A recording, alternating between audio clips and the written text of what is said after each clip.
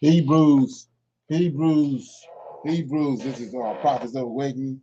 This is our advanced Bible study, 21st of June, uh, 20th of June, 2023. Okay, we're going to be dealing with the topic in the origins of the Chinese, Japanese, and the Koreans. Thought that was pretty interesting. Okay, so with that being said, I just want to let everybody know that you can go to our YouTube channel, The Prophets of Awakening, and check out our videos. There's a lot of information given. The videos will connect dots for you and lead you to the truth of the scriptures. And if you like what you're hearing and receiving, I'm asking you to subscribe to the channel. It'd be greatly appreciated. And for those that want to support the channel, you can go down to our to the bottom of the screen. It's running across the bottom of the screen. Okay. Um, this is a non-Messianic channel. We deal with the Tanakh and the Torah. Tanakh being the Old Testament, so-called Book of Remembrance, and the Torah is the first 5 books, or the law that was given to Moses by the Lord host.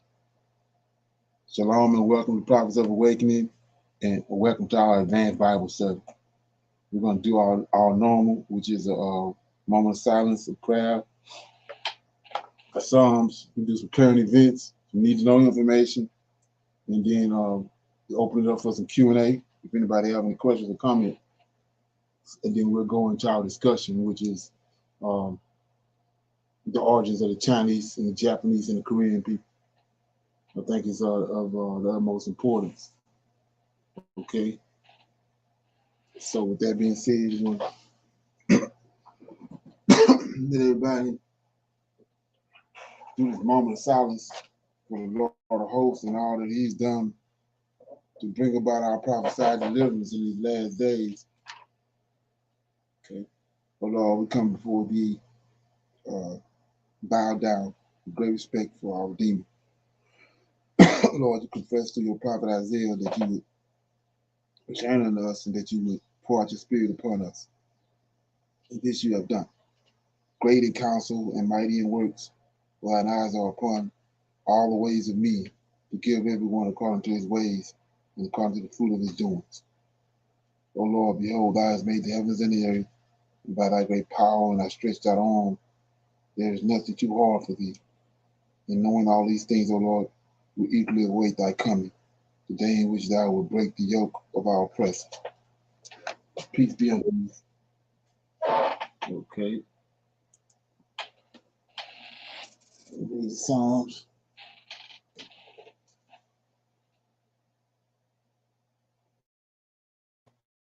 Okay.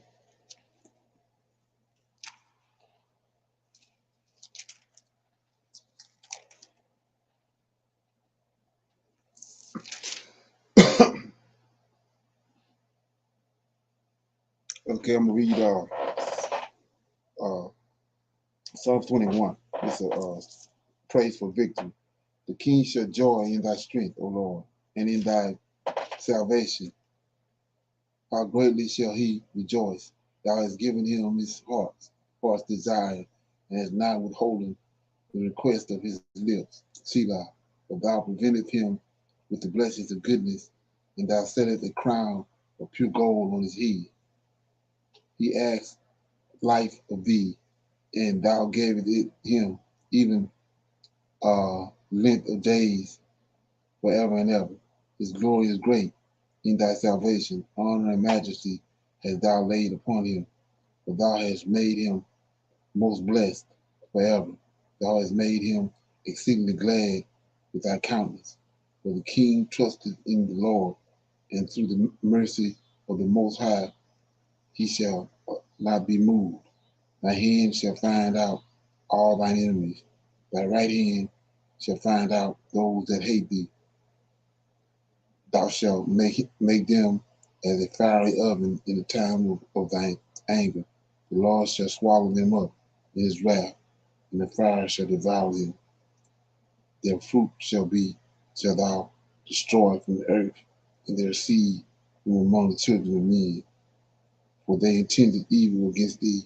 They imagined the mischief device which they are not able to perform.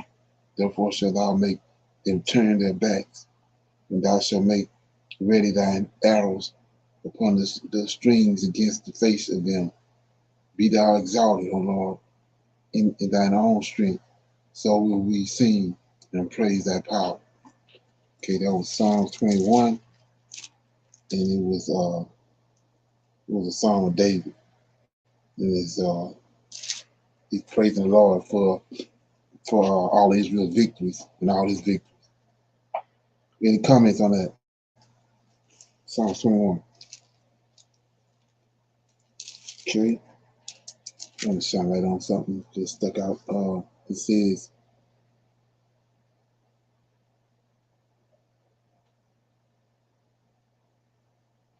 verse 3 says, but thou prevented him, the Lord of hosts, talking about the king, King David, but thou hast prevented him with the blessings of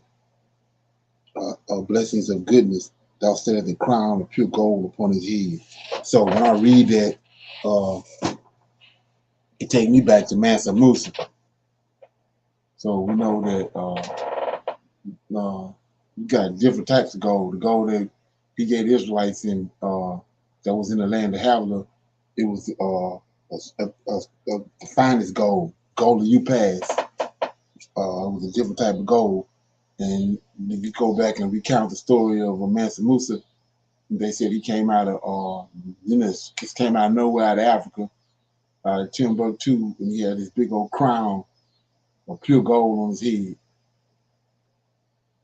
So to me that was just when we understand what the Israelites fled to when they was ran out of the land of Israel, they fled to the west coast.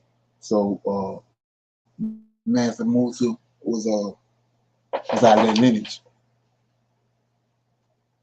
When you track the information back, okay. Okay.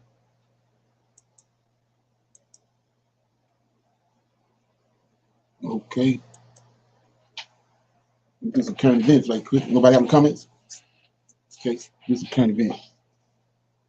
Got a couple. Next state of emergency.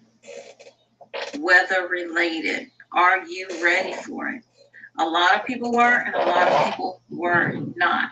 State of emergencies were issued over the weekend in 2 states. And a lot of those people might have lost everything, and they might have lost their lives. So we need to be getting prepared as best we can, whether it's heavy winds or heavy rain. They both can injure, they both can hurt, they both can take everything you own at the blink of an eye. Shreveport mayor has issued a state of emergency for the city following the destruction caused by a severe thunderstorm and an EF1 tornado.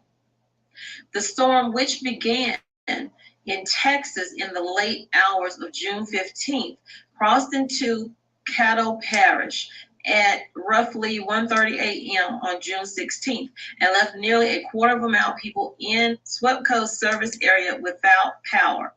So not only are they dealing with the water, the rain, the wind, they're dealing with no power. And we all know how hot it is in Louisiana. And most of the city saw damages after winds measured over 80 miles per hour brought down trees and power lines on many homes, on many cars. And this all was part of the damage in the parish was caused by the EF1 tornado. Following the storm, Shreveport residents have dealt with multiple days of power outages and extreme temperatures and heat advisories with heat index values between 105 and 100. The Red Cross has come in. They've opened up overnight shelter as Shreveport faces another round of storms and another round of heat waves. With trees now on lines, power being trees laid crews from the solid waste streets No, and what you drain said? Yeah, mute your mic. and Saturday Yeah, Turkey Jeffrey just called and then message. I didn't answer the phone. I know it was him. And then he messaged, bro, what you doing? I said, just got home, about to take a shower. And of course, they're asking residents for their patience as they try to remove all of these things. They even please don't call say you coming over here. It's already in the daytime. We ain't all need it. people to come in to try to expedite the situation, but it's going to take them. Also open up cooling centers, because remember the heat index between 100 and 105. Yeah, I can't say I can't imagine it, because I did go through it for like a whole week. No air, no water, no nothing. And I wasn't even stocking up things at that point. So I only had a few things, had to go to the fire department where they were giving out cases of water. But it says that the following cooling center locations are now open to assist citizens who may need a place to cool off. The Morning Star Baptist Church Life Center is offering facilities. This facility is now 24 hours overnight facility. Citizens can use this place to stay overnight, exchange low oxygen tanks, and or plug in oxygen concentrators. And that's what we don't think about when the storm is happening. People who are using oxygen or have medications that have to be stored, refrigerated, those things we need to account when we are preparing and prepping for emergencies like this. You know, having coolers enough where you can have some for medication, for food, whatever, so your food's not going to waste, or you're going to end up out there trying to cook up all your food so it doesn't go to waste. So here's a list of some of the other places they can find help. It's the Morning Star Baptist Church I just told you about, Galilee Family Life Center, A.V. Palmer to Do you want to lower your monthly student loan payments? No, I love pay.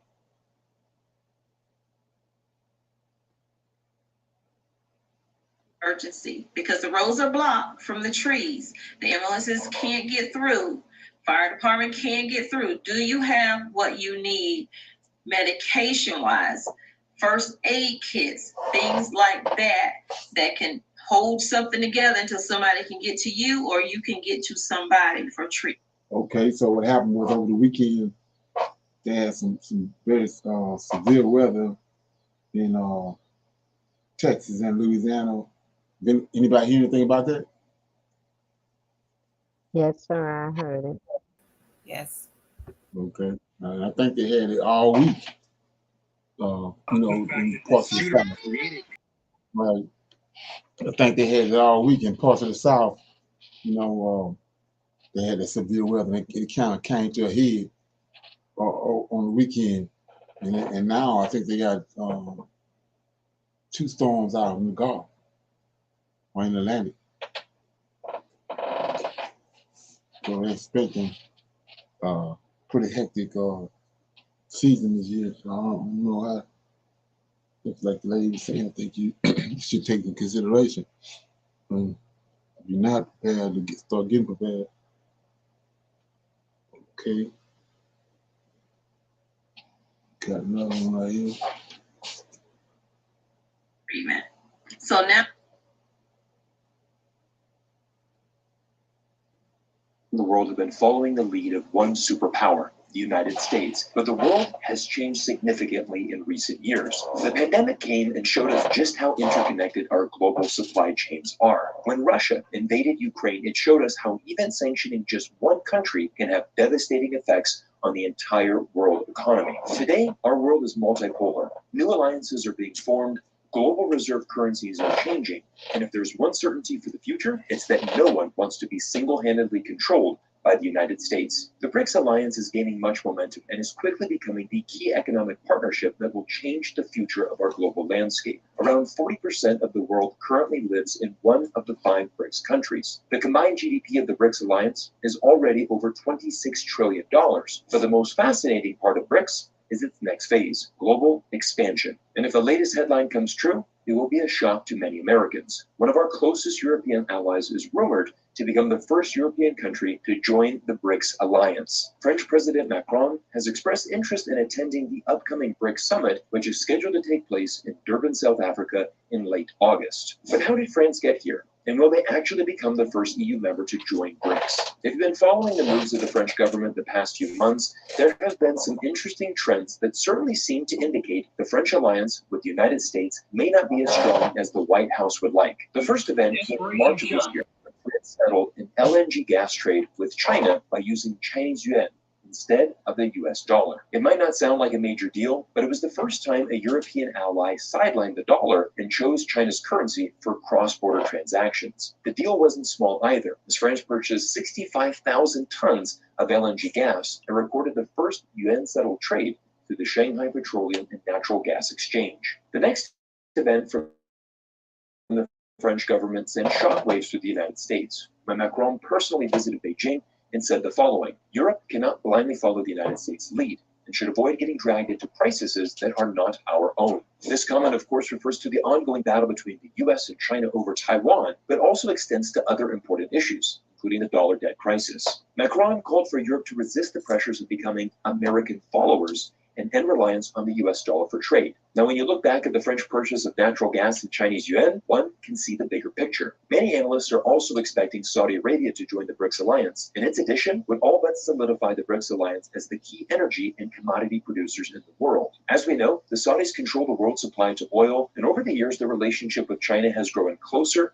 and closer. China is the Saudis' top trading partner and largest buyer of oil, and as this CNBC report from earlier this week indicates, Saudi Arabia and China are part of a multipolar world order, and their mutual interests are strong and rising. The Saudi Minister of Investment stated in a recent interview that the Saudi kingdom is now part of this new multipolar world. The Saudis' relationships with the United States and China are not mutually exclusive. The post-Cold War period saw the United States exist as the preeminent world power, the strongest force on the planet in terms of economic, military, and geopolitical might. But the rise of China and other BRICS nations, as well as anger in many parts of the world over US-led wars and sanctioning campaigns, led to increasing calls for a world order in which power was more widely distributed amongst different nations. This is where we are in 2023, and this is the future of our world. In fact, when the 15th BRICS Summit takes place this summer, the biggest question to be answered will be how many new countries will be allowed to join BRICS. According to Anil Sobel, South Africa's ambassador to BRICS, the organization has received requests from countries in Asia, Latin America, and Europe to join BRICS. Sobel went on to state, "We believe that cooperation is important, given the high level of interest from countries around the world. This shows that a large number of countries have faith and confidence in BRICS." In this Newsweek article entitled, "BRICS is Evolving from China-Russia Dream to Potential US Nightmare," we learn exactly why countries around the world are having this faith and confidence in BRICS. The main drivers are to do with an overall belief that the United States has become both unreliable and overbearing in its foreign policy. In recent weeks, the dominating storyline in the US was the debt ceiling and if the US government would default on its debt. Thankfully, Republicans and Democrats were able to reach an agreement to avoid this disaster, but in fact, they only pushed it back until 2025. Other issues that are causing countries around the world to lose this confidence is America's reliance on economic sanctions, punishing countries it doesn't agree with by taking them off the SWIFT banking system, and even using the G7 alliance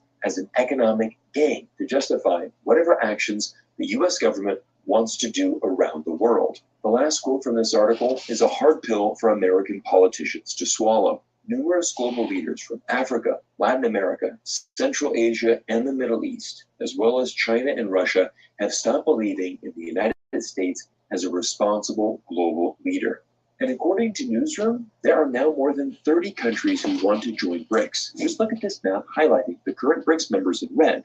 And remember, those countries already account for 40% of the world's population. But the new countries in orange could be a complete game changer for the BRICS alliance. Most notably are the Middle Eastern countries of Iran, Saudi Arabia, and the UAE. Mix in Kazakhstan, Egypt, and Algeria, and this new belt of countries through Africa and the Middle East will significantly increase the BRICS network's access to some of the world's most precious resources and minerals. But more on that in a minute. BRICS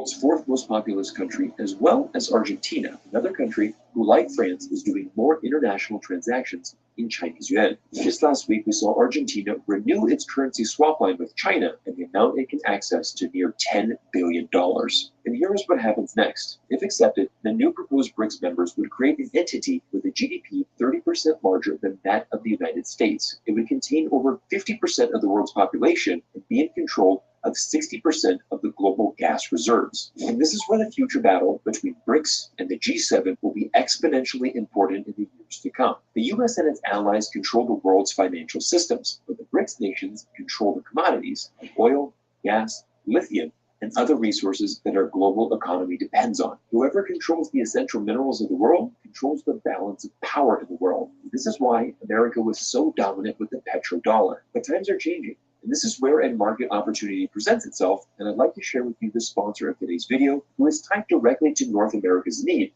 for... Okay, any comments? I was, my reason for playing it is that France, one of the NATO countries, is trying to join BRICS. So that's like, it's already going downhill, but that's a dagger, serious dagger. Okay, and a little later on in the class, I'm gonna show you too why that's so important. Why France is going over to trying to get into BRICS. So if France go in, it's going to be the rest of those countries are NATO. I mean, it's going to totally just disassemble NATO. Okay. Sounds like that's what they're aiming for anyway. To take Brits trying to take control, go back to old power. Right. Exactly.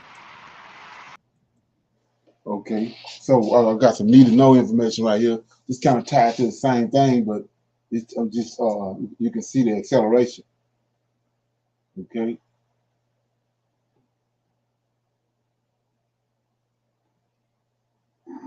Hello and welcome back to the channel. So I'm going to be sharing some clips with you all, video clips that talks about what is happening in Africa, on the continent. A lot of African leaders are getting to the point, or they have gotten to the point where they're saying, America, forget you. We have other options now, right? And so the Kenyan president makes an announcement, and it literally shakes the global economy. They too are saying goodbye to the US dollar. Now, one point that he's going to make in his speech, in which a lot of applause rang out after that, one point he made, he says, if I am trading with a country that's right next door to me, right here on the continent of Africa, why do we need to include the US dollar in our transaction? We don't have to do that. He said, that does not make sense.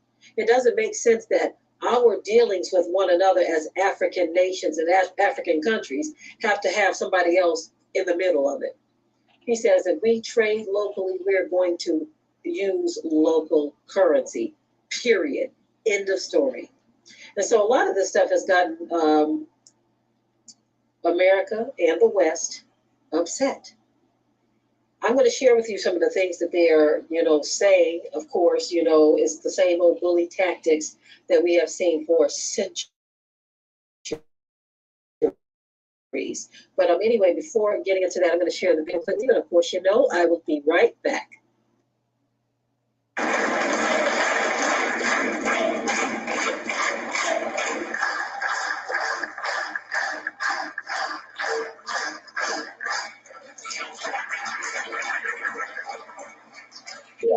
From Djibouti selling to Kenya, or traders from Kenya selling to Djibouti, have to look for US dollars. How is US dollars part of the trade between Djibouti and Kenya? Why?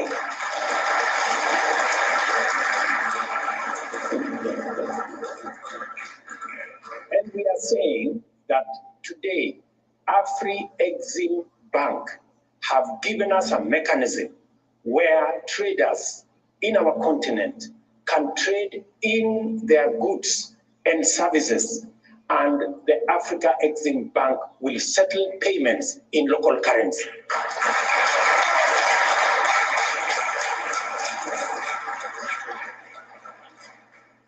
That is why Kenya champions the Pan-African payment and settlement system that is done by our own institution, the Afri-Exim Bank. Why, members? Why is it necessary for us to buy things from Djibouti and pay in dollars? Why? There's no reason. And we are not against the US dollar. We just want to trade much more freely. Let us pay in US dollars what we are buying from the US. But what we are buying from Djibouti, let's use local currency. Africa is a hub for natural resources. It has always been for the West. And now Africa has multiple options. Africa doesn't have to succumb to the bad deal that we get from the Western countries. Africa has choice now. Africa now wants to be treated as equals at the table. And now Russia and China offer that to Africa.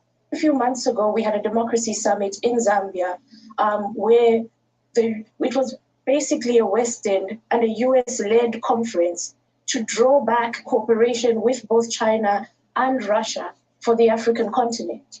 They want to always dictate to us who our friends should be, who Africa should cooperate with.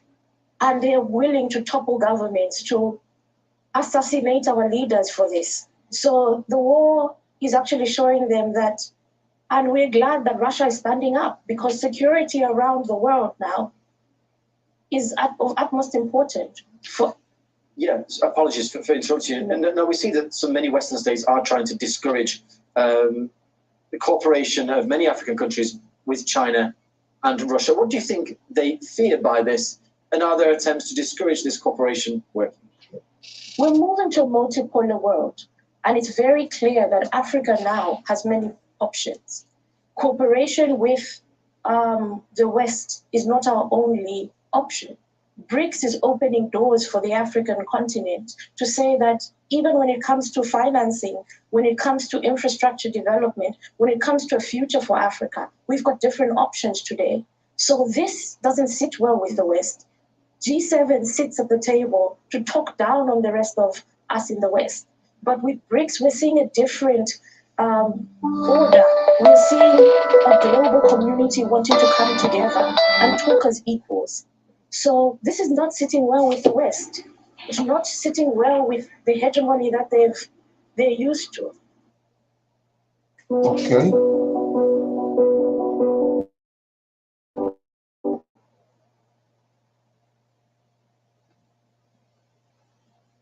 Okay, so take a listen to this. I'm going to be sharing with you a video.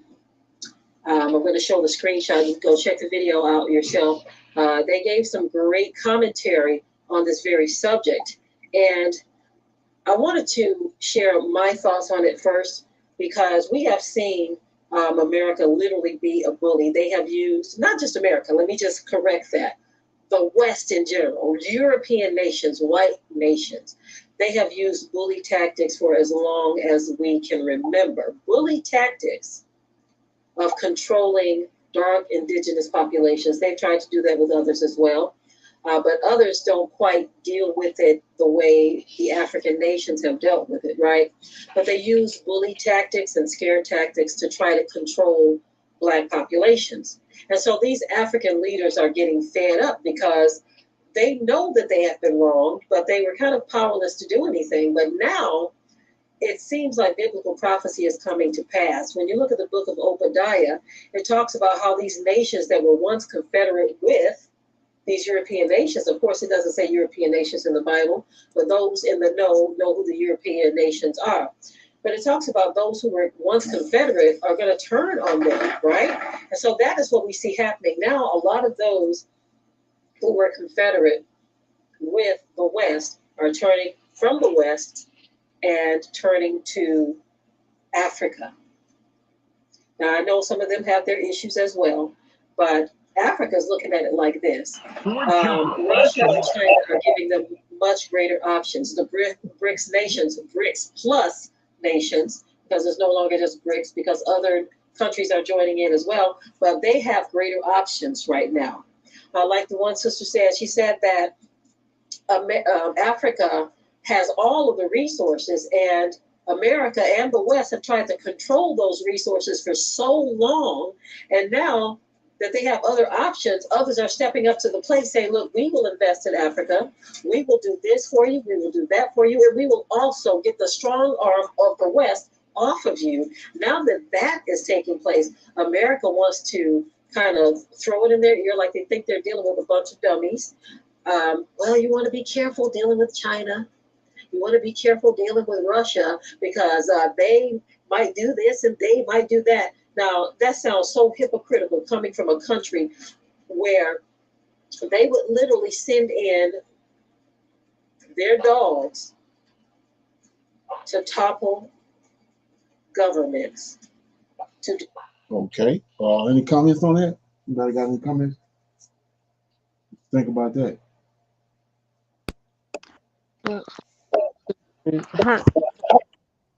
I'm kind of on the fence because, like, she mentioned that, China and Russia is coming in to say help, and all the, the U.S. have just told them that they don't need to be friends with these other countries, and, that, we're there to help, and, but we're not helping, and then we telling them to be leery of, Russia and China. So Russia and China know the resources there in Africa. I feel as if, and I don't know this, but I feel as if, you know, there's something in it for them, because they're not just gonna go over there and just do everything for Africa, and there's nothing in it for them, So they are, have a hidden. China? I'm talking about China and Russia. Right. Because she was. They're looking to get those countries to come in and to tip the balance, because they want to. Everybody wants America out of the picture, because they so, they didn't bully people and did all kinds of stuff behind the scenes. So, they want America out, and they're using these other countries and their money that they have to bring these other countries on their side, which we see it working. Yeah, I believe that too. That's one of the forefront runners, because everybody can see, because they all agree. But the hidden agendas is what I was talking about. Because Africa is so rich and wealthy in everything that they could possibly sustain themselves and not need all the protection if they had all the technology and had everything that the U.S. Has to sustain themselves, because it's rich. Right. That's just an observation of it. Okay. Anybody else have any comment on that? Okay, we're gonna open it up for some Q&A. Anybody have any comments about something they heard, something they heard on the video they watched on the channel, or something they heard they wanted to talk about, shine a light on? Yes, I want to shine a light on Deborah in Judges. Okay. So we've been kind of looking at that. I say we, Cheryl and I, and Miss Michelle, a little, and it talks about how Deborah was a judge and a prophetess, and she wasn't the only judge. That there were judges before her, and that's what they did. They had judges rather than kings at the time. Right. So she, her name in Hebrew was Deborah or Deborah, however they pronounced it, meant like a honeybee, meant a wise, industrial type person, a person that'll fight back, and she had the two roles, to be a prophetess along with being a judge. So the people would, come there and get the advice, or come there and get what was wrong. And she told them all about, um, the Lord of Hosts, too, as a prophetess as well. So, right. in reading that, we were looking at her her spiritual gift was, to speak to the nation as a prophetess, and her domestic role was like, she was the wife of Lapitha. And we kind of looked at that, and they didn't talk a lot about Lapitha, her husband, but just that, he was her husband. And the third thing, she had that political office, being a professional judge. And at the time, it was, one of the highest ruling that you could reach in Israel. Because before her, when we looked at it, the king there, or I mean, not the king, but the other, well, yeah, it was the king that came to seize Israel, the Canaanites, them. And let's see, I was trying to remember who, if you can help me out there with that as well. It was a, is it Well, Syria? it couldn't have been a king because the judges Right, came before the king. Right. right. So another judge, and I think his name was Cicero. Cyrus, Cicero. Syria, Sisera. Right. Okay. Yeah. Right. Okay. Sisera. Yeah, they wanted to, take Israel. And so her job as the prophetess, in a sense, was to let them know that the Lord of hosts had spoken to them and said that they were not going to let this happen, because at the time Israel was going back and forth with believing, not believing, believing, doing harmonious things, and just back and forth with idleness, and then so every time the prayers went up to Lord of hosts, and he'd come and save them, and then they would turn back. So in this particular time, he's going to save them by using Deborah. And when Deborah starts to tell the people and go to Barak, and to let him know that he has to go with just those 10,000 men that he had, and and slew them, and everything will be fine, but he didn't want to go, he by himself, he wanted her to go. And it kind of seemed a little strange, a little, but it was that, I guess, his faith wasn't, he had more faith in her faith, that if she went, things would be all right, because they had over 900,000 soldiers, whereas, Barack only had the 10,000 men. So I guess, him wanting her to go with her faith, and that everything would be all right, it happened. Lord of hosts made a lot of things happen, the flood, the windstorms and all of that, and for them to be able to defeat them, and still have Israel. So a lot of that, when we looked at that, had come out of that, when we looked at the book thereafter, like Judges 5, when Deborah, she goes off after, she had led them in those verses where she talks about, um the that she had came, and to help. She was there, that she came to help. That time she came, a lot of fear for the highways, the Canaanites seized the roads, and they were able to use those roads. Those were trading roads that they couldn't use, because the Canaanites wouldn't let them use those roads, so they lost, became poor, and village life had ceased. She came at a time, so she was singing about when she came at this time, things were going on in Israel. The village life ceased, and people were hungry. The children couldn't even play outside. The elderlies couldn't sit at the gate like they used to. A lot of idolatry was going on, and the nation was decaying, and a lot of hypocrisy was there that the Canaanites had brought there.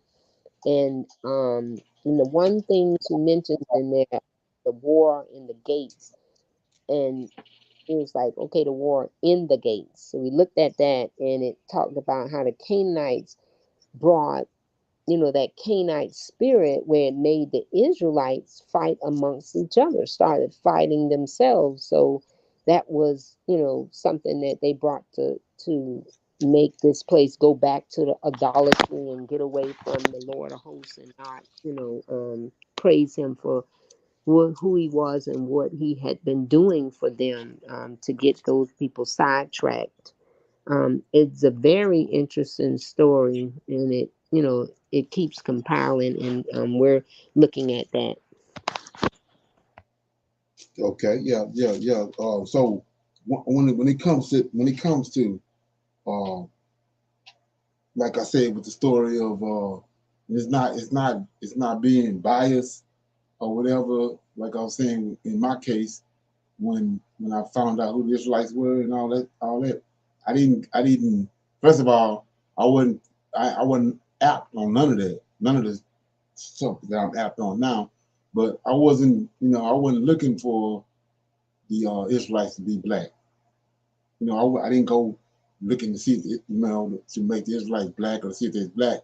I was just the way the Lord host brought me into this was I was just looking at the scriptures, and then it was being shown to me from going in the scriptures. I realized that the scriptures was that the Israelites was no way that they was Caucasians.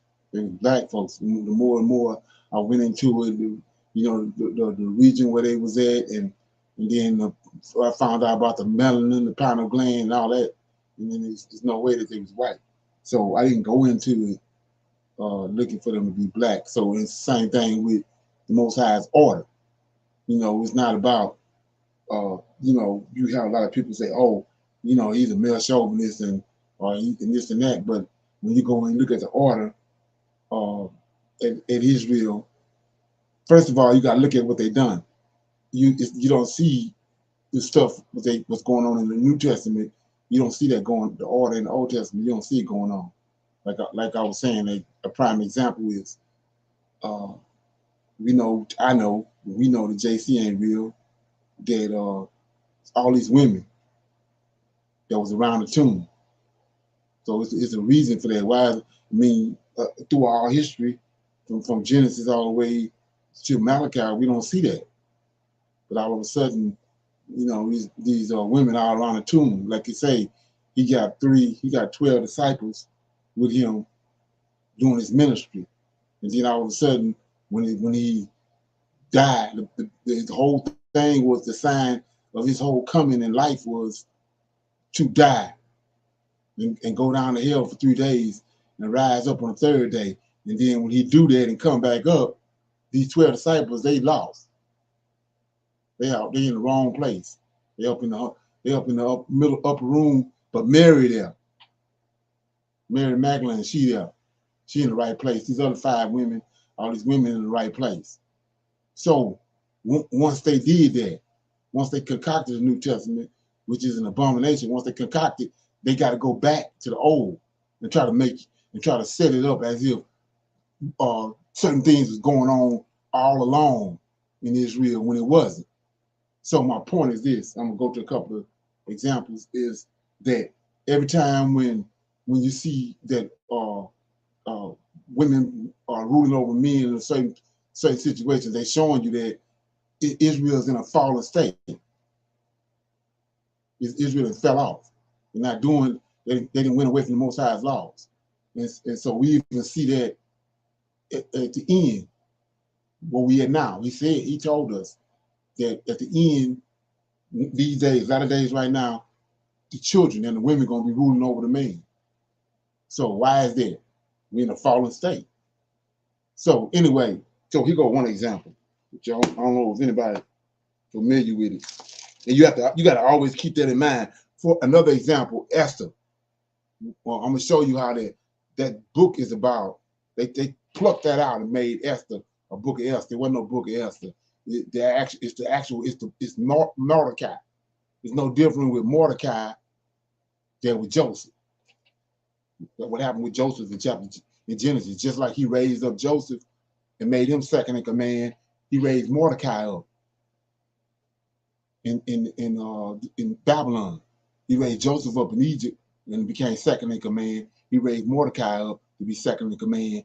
Esther was a part of that process, but Mordecai is the focus. but I'll show you that in a minute. But anyway, so if you look at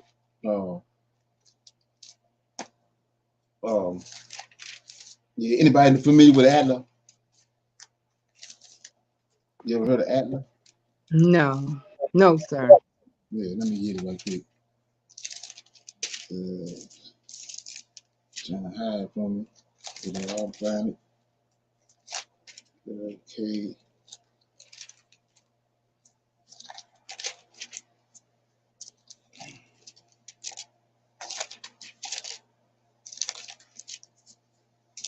So the Most High, the Lord of hosts, got a covenant with David. And I guess that's another thing you have to always remember. You got a covenant with David. There's always going to be a son on the throne of Israel out of David's lineage. So if it's anybody else on that throne, it's not according to that covenant that he got with him. It's a breach. Something ain't right in Israel. So let me get it. Okay, yeah, I'm in 2 Kings chapter let me get it. Go to chapter 11. I can backtrack to the other verses. Let me know when you get it. Chapter 11.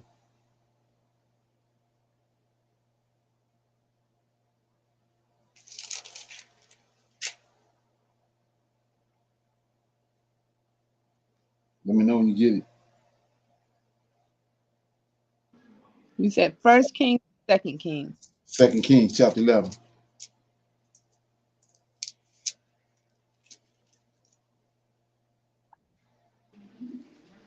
I have it. Okay, so what's going on right here is that you got Ezra in chapter let me get it.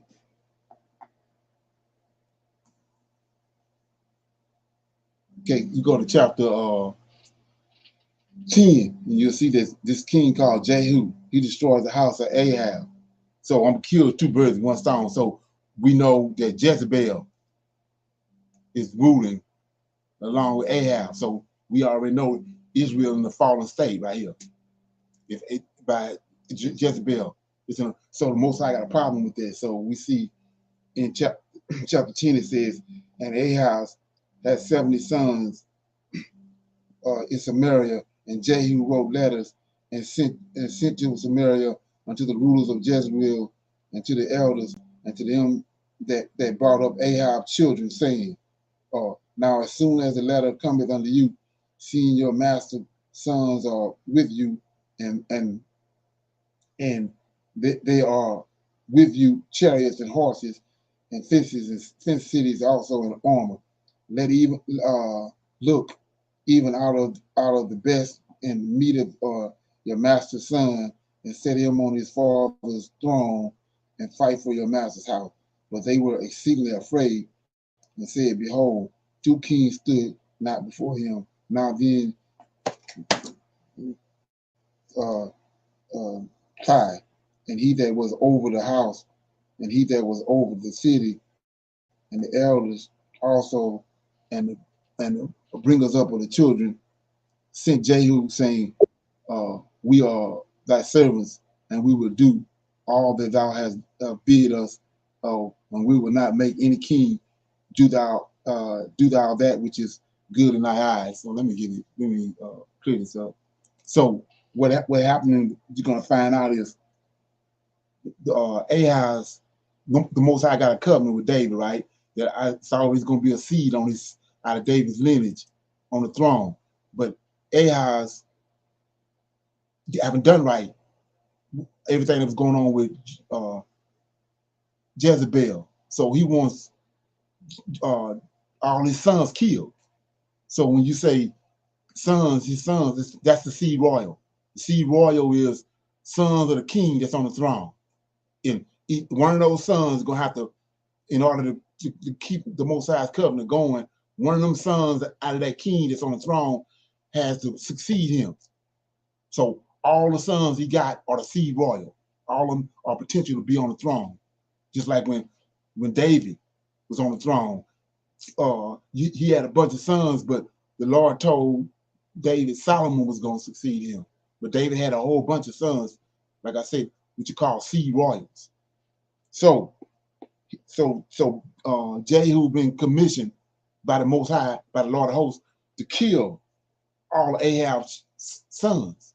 He don't want none of Ahab's sons on the throne. So let's look at it. So it says, I'm in verse 10, chapter 10 of 2 Kings, verse 10. Now know that there shall fall unto the earth nothing of the word which the Lord spake concerning the house of Ahab. See, that's the house of Ahab.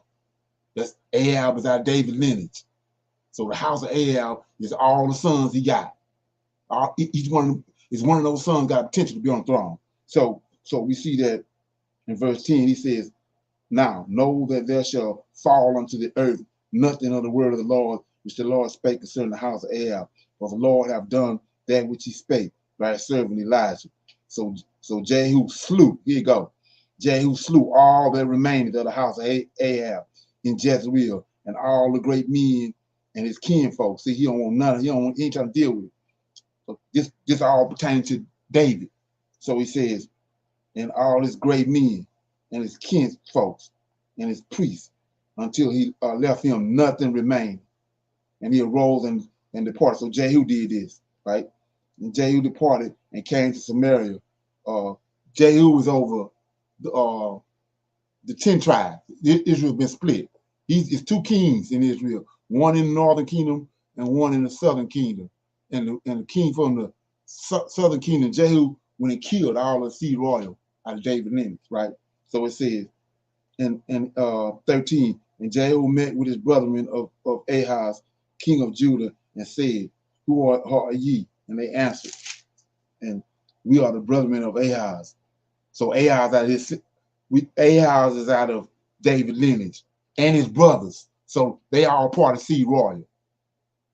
What I'm showing you now, most people don't understand none of this. So he says, we are the brethren of Ahaz, and we go down to salute the children. See that? We go down to salute the children of the king and the children of the queen.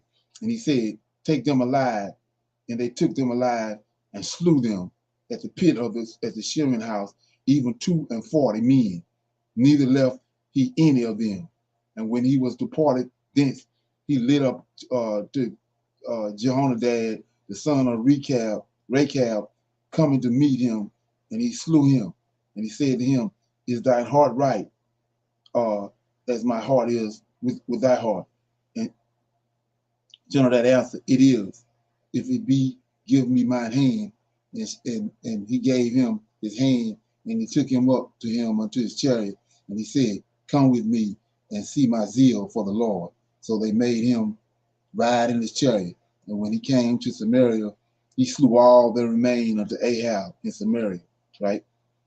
Ahab is over the 10 tribes. Said, till he had destroyed him, according to it's the other way around. Yeah, Jehu is over the southern kingdom, Ahaz is over the northern kingdom. And it says, and he destroyed him according to the saying of the Lord, which he spake to Elijah. Then said, Jehu gathered all the people together and said unto them, Ahab served Baal a little, but Jehu served him much. Now therefore call unto me all the prophets of Baal and his servants and all his priests, and let none be wanting, for I have a great sacrifice to do to Baal. Whosoever shall be wanting, he shall not live. But Jehu did it in subtlety, to his intent that he might destroy the worship of Baal. And Jehu said, proclaim a solemn assembly for Baal. This is Lucifer. And they proclaimed it.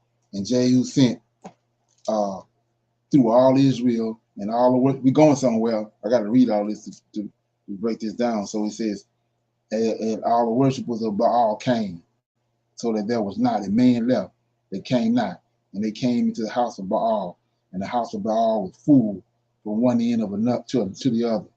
And he said unto him that was over the vestry, bring forth the vestments for all the worshipers of Baal, and he brought them forth. Now they worshiping Lucifer in Jerusalem, right? They didn't turn their back on the Lord of hosts. So, and Jehu went, and Jonadab the son of Rechab into the house of Baal, and said unto the worshipers of Baal, search and look, and there'll be here with you none of the servants of the Lord, but the worshipers of Baal only. And when they went in, it says, and when they went in to the offer of sacrifices and burnt offerings, Jehu appointed 80 men without, and said, if any of the men whom I have brought into your hands escape, he that letteth him go, his life shall be for the life of him. And it came to pass, as soon as he had made an end of offering the burnt offerings, that Jehu said to the guards and to the captains, go in and slay them, and let none come forth.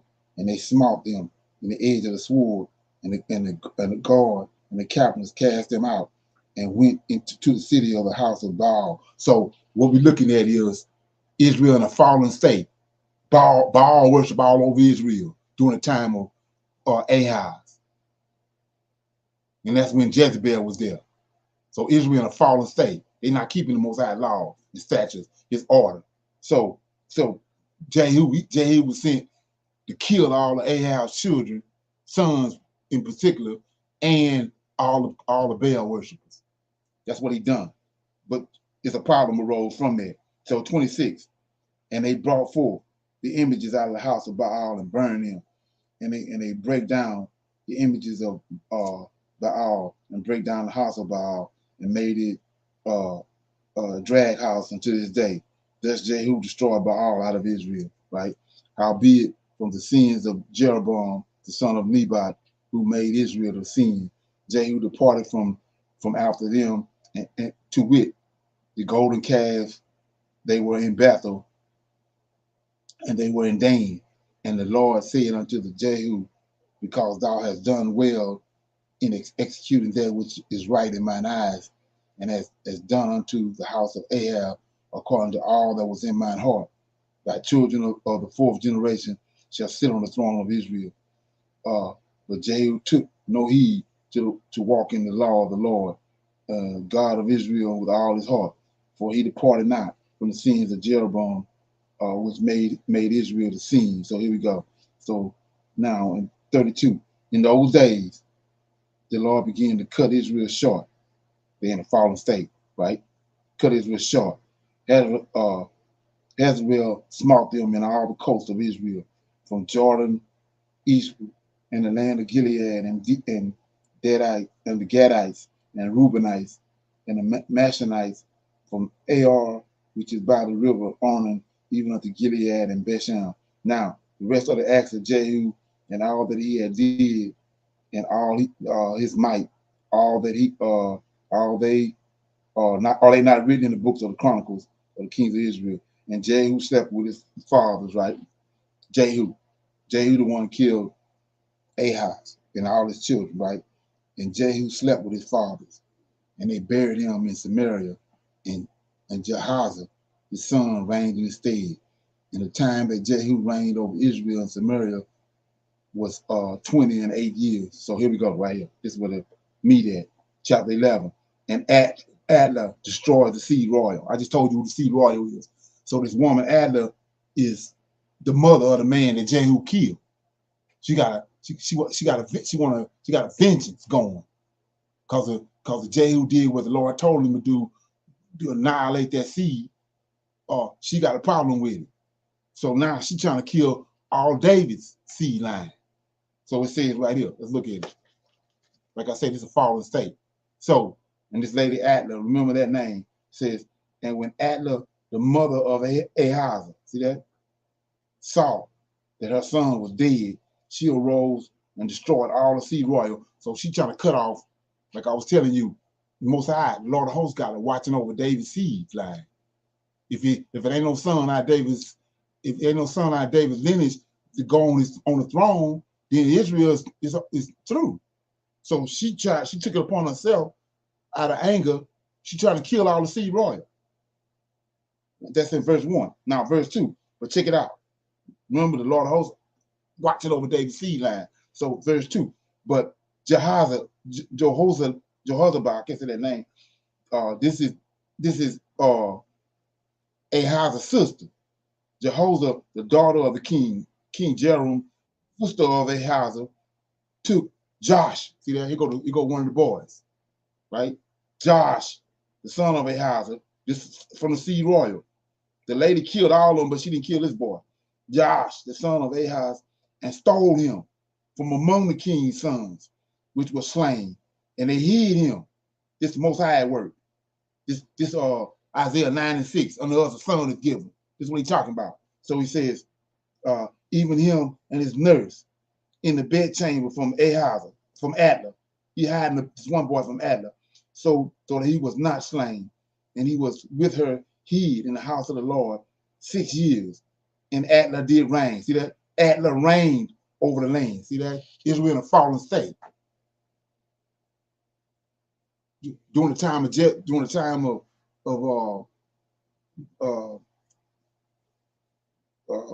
Ahaz and his wife, I can't think of her name, I keep on forgetting her name. What's her name? Jezebel. During the time of Jezebel and Ahaz, they in a fallen state, and right here, Israel in a fallen state. This Adler ruling. She ruling. She tried to kill all of seed royal, but anyway, verse 3 says, and he was with her hid in the house of the Lord 6 years, and Adler reigned over the land. So this is a woman reigning over Israel, but Israel in total chaos. Then 4, and the 7th year, Jehonadab, this is the high priest, sent and fetched the rulers over 100 and the captains and the guards, and brought them to him into the house of the Lord, and made a covenant with them, and took an oath of them in the house of the Lord, and showed them and showed the king's son. This right here, 9:6. Under us a son is given. You go to the border right here. King's son, 5. And he commanded them, saying, this is the thing that ye should do. A third part of you that enter in on the Sabbath day, even be keepers of the watch of the king's house. And on the third part shall be at the gate of Shur, and the third part at the gate behind the guard, so shall ye keep the watch of the house, that it be not broken down. And 2 parts of all you that go forth on the Sabbath, even they should keep the watch of the house of the Lord about the king. So they got all these Israelites, Levites surrounding this boy. He's the only one left from Ahaz. So this the Most High Lord host doing. So, but it's a woman on the throne. She got to go, because this boy is the one got to be on the throne. It's a breach in Israel right now. So 7, and 2 parts of all of you that go forth on the Sabbath, even they should keep the watch over the house of the Lord about the king. And ye shall come past the king round about, every man with his weapon in his hand, and he that cometh within the ranges, let him be slain. Anybody come close to this boy, gotta go. So be ye with the king as he goeth out and as he cometh in. And the captains over the hundreds did according to all the things that Jehoiada, can't say that name, the priest commanded. And they took every man his men that were to come in on the Sabbath with them that should go out on the Sabbath, and came to Jehoiada the priest, and to the captains over hundreds did the priest give King David's spear and shields that were in the temple of the Lord. And the guards stood, every man with his weapon in his hand, round about the king, from the right corner of the temple to the left corner of the temple, along by the altar of the temple. Here go the boy right here, Josh. Joash become king. They got to make him king. They got to take away the reproach that's in Israel. So he says, 12, and he brought forth the king's son, and put the crown upon his head, and gave him the testimony, that's the law. And they made him king, and anointed him, and they clapped their hands, and said, God save the king. Now here you go. And when Adler heard the noise of the guards and of the people, she came to the people and to the temple of the Lord. And when she looked, behold, the king stood by the pillar, as the manner was, and the princes and the trumpeters by the king, and all the people of the land rejoiced and blew the trumpets. And Adler rent her clothes. See that? She rent her clothes and cried, treason, treason. But Jonadab the priest commanded the captains of the hundreds of the officers of the host, and said unto them, have her forth without the ranges, and him that follows her kill with the sword. And the priest said, let her not be slain in the house of the Lord. So 16, and they laid hands on her, and she went by the way of by the way which the horses came into the king's house, and there she was slain. And Jonadab made a covenant between the Lord and the king and the people, and they stood and say that they stood, that they should be the Lord's people, because the king also between the king also and the people. And all the people of the land went into the houses of Baal and broke it down, his altars and his images, and break them in pieces thoroughly, and slew Matchon, the priest of Baal, before the altar, and the priests anointed officers over the house of the Lord. And he took the rulers over hundreds, and the captains, and the guards, and all the people of the land, and they brought down the king from the house of the Lord, and came by the way of the gate of the guards to the king's house, and he sat on the throne of the kings. And all the people of the land rejoiced, and the city was in quiet, and they slew Atlas with the sword beside the king's house. 7 years old was Jonadab when he began to reign. So we see right here, when Jezebel was on there, Israel was in a fallen state. Right here, every time when you see that it's women ruling or ruling over men, Israel is in a fallen state. They're not doing what the Most High had them do, and that's the order of things. So, like I was saying, when you understand what they did in the when you understand what they did in the New Testament, Esau followed his lineage by the woman. That's a direct spit in Most High face. Right. And we see that he told them, Rebecca told him, Esau grieved me and Isaac. When he went and married those two Canaanite women, he grieved our very soul, our spirit. And so we see today, that's how they follow their lineage, from those two Canaanite women. So that's out of order. So another thing too, one more thing about them saying her that prophetess. So let's go to Isaiah, right? Which I was just mentioning. You go to Isaiah. So they have roles, but not in the capacity that Esau to set this up to make you think it's not in that capacity. So I'm in Isaiah, and it says train of thought.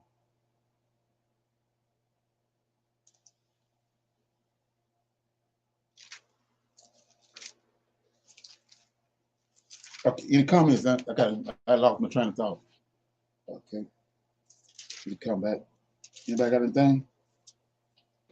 So I want to say with Yeah, I got it. Go can ahead. you hear me? Go ahead. I got it.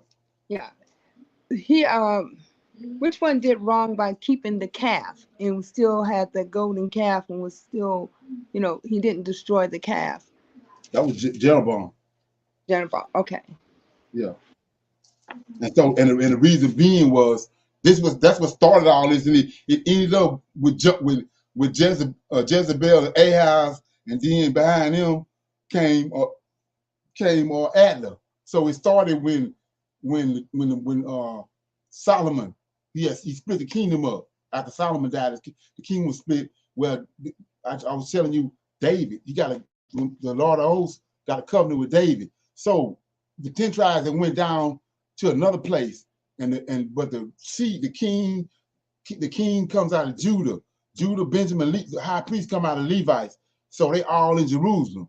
So Jeroboam didn't want to bring the 10 tribes up to at the 3 feasts. They have 3 feasts a year, and other different congregations meetings they have. So Jeroboam didn't want to bring all the Israelites up there, because he thought that if he kept bringing them up there around David seed, they're gonna all come back to him. So he built another temple down in the 10 where the 10 tribes is at, That's where he created those calves, which go back to Egypt.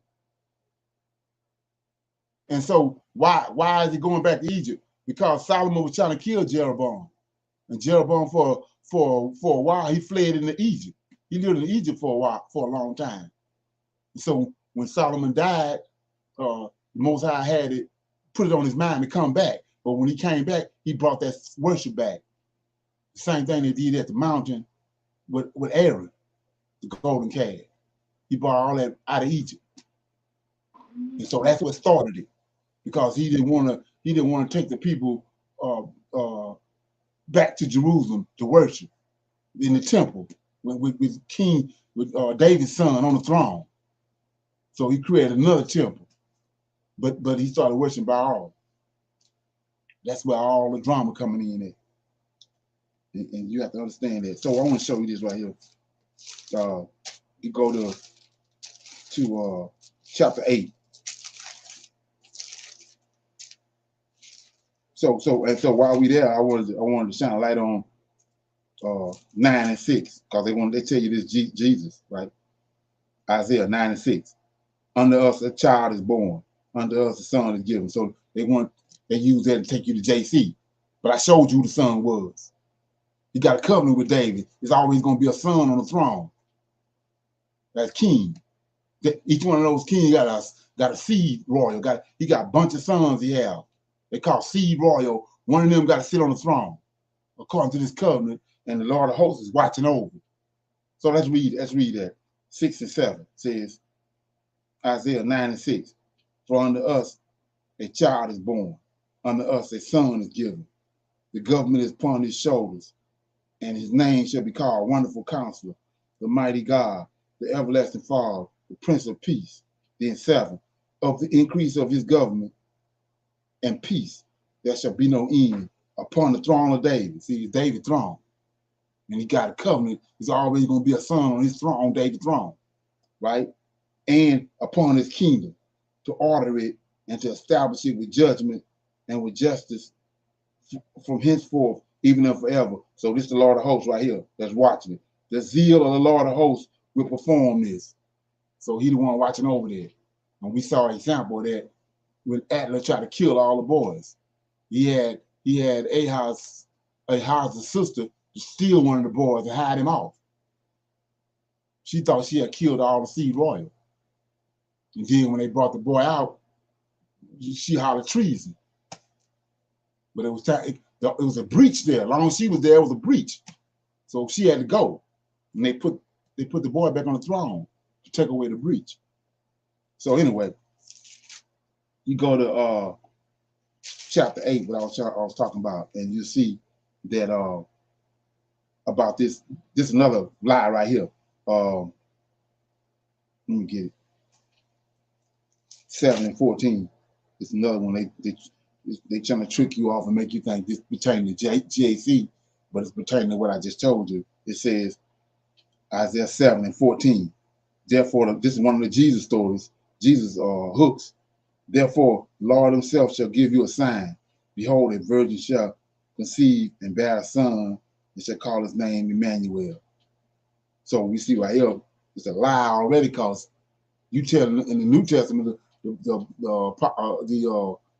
4 Gospels say his name gonna be Jesus, but it says right here his name is Emmanuel. So when you look at that, it's out of context. It's out of context because, first of all, in chapter 7, verse 1, it came to pass in the days of Ahaz, right, the son of Jotham, son of Uzi, king of Judah, that all these men are David lineage, that Rezin, the king of Syria, Pecan, the son of Remaliah, king of Israel, went up toward Jerusalem. So they trying to do the same thing Adler did. They went up, look at this, what it say. They went up toward Jerusalem to war against it, but could not prevail, right?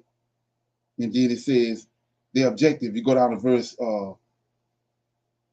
5, because Syria, Ephraim, and the son of Remaliah have taken evil counsel against thee, saying, let us go up against Judah, right? That's where the king at, in Judah, right? It says, against Judah and vex it. So how they gonna vex it? And let us make a breach therein for us, and set a king in the midst of it, even the son of Tubal. See that? Not the son of David. They want to put another boy up there that's not out of David lineage, and we know that ain't gonna work because the Lord of hosts watching it, just like he's watching the Adler. So that's the setting in chapter 7. Right there, these two kings want to come to Judah, and they want to take Ahaz, which is out of David lineage, off the throne.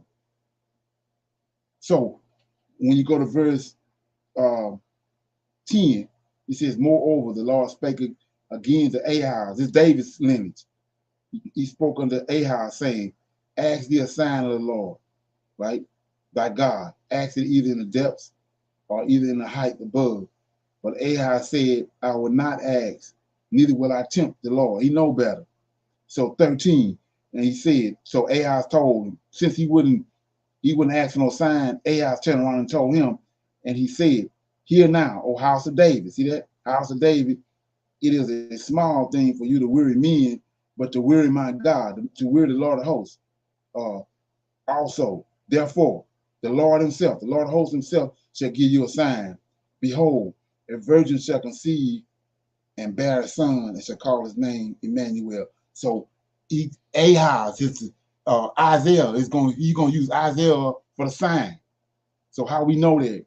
If you go to chapter 8 of Isaiah, verse 18, Isaiah talking, and he says, behold, Isaiah said, behold, I, Isaiah, and the children whom the Lord hath given me are for signs and wonders in Israel from the Lord of hosts, which is zealous Mount Zion. So Ahaz, he's going to use Ahaz as a sign. Ahaz is going to have a son.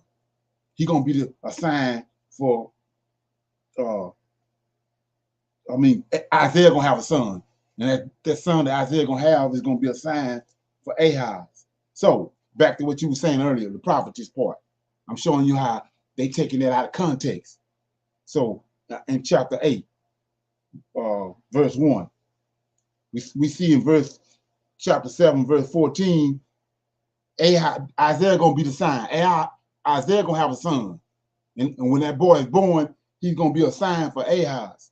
So in chapter 8, verse 1, Isaiah going to do exactly what he told him in verse 14. He says, moreover, the Lord said unto me, Lord host talking to Isaiah, take thee a great roll, write in it with a man's pen concerning my heart. There go the boy right there.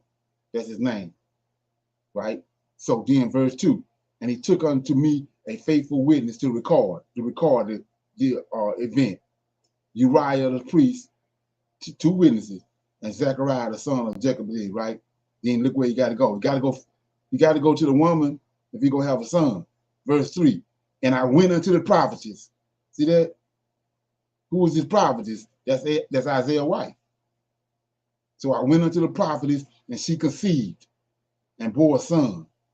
That's the son in Isaiah 7 and 14. Then said the Lord unto me, call his name. There go the name again. So my point is this. Isaiah's wife a prophetess, but not in the role that they showing you with Esther and they showing you with Deborah. She a prophetess, but it's a role, it's a place that they doing it, not the role that they trying to make you believe over there with Deborah and all them. Because we see that's a breach if they in that role. There's a breach going on in Israel. That make any sense? Yes, sir, it does. It's always a order in Israel, no matter what. So the role of the woman is not always I shouldn't say always. It's not going to be in rulership like the men are going to be. So whenever we're reading the scriptures and we see that, we always have to remember there's an order. Right. In Israel, and the Lord of hosts always uses us as he sees fit. And when he does that, he still does not break that order. He's always using a man to deal with that woman. Right. Then somebody pulling your leg when you see it when it's not working, because it's the law. Like I was saying, you got the Torah. If it ain't going along with the Torah, well, you already know it's a dead cat on the line somewhere. But let me get this right here too. But I was talking about Mordecai. So and that's what they did. Once that's where all the drama came in. Once they concocted the New Testament, they had to go back and to old and try to make it fit. So they went back and, like I said, they plucked out the story of Esther and then made a book of Esther, but it wasn't no book of Esther. It's Mordecai. So